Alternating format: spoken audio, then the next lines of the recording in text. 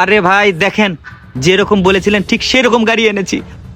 আপনার পছন্দ হয় নাকি দেখেন, ভালো করে দেখেন। গাড়ি তো আমার গার্লফ্রেন্ড যেরকম পছন্দ করে সেরকমই নিয়ে এসছেন, তো এটার দাম কত দিতে হবে? আর ভাই, দামের কথা যখন বললেন, এবারে দামটা কিন্তু একটু ধরে দিতে হবে। আর কম দাম দিলে কিন্তু আমরা গাড়ি বিক্রি করব না।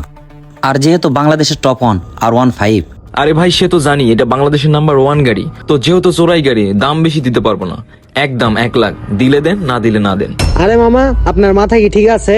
এই গাড়ির দাম কখনো 1 লাখ টাকা হয়? অনেক কষ্ট করে এই গাড়ি চুরি করছি। আর মামা, তুই যদি গাড়ি বিক্রি করতে চাস, আমি গাড়ি বিক্রি করতে দিব না। আর মামা, আইফোনটা কই? আইফোনটা আমারে যেত। আইফোন দিয়ে তুই কি করবি? এটা আমি বিক্রি করব। বিক্রি করবি মানে? তোর কি মাথা ঠিক আছে? এটা দিয়ে আমি টিকটক করব, সেলিব্রিটি হব। এটা আমার স্বপ্নের ফোন, দে আমার আইফোনটা দে।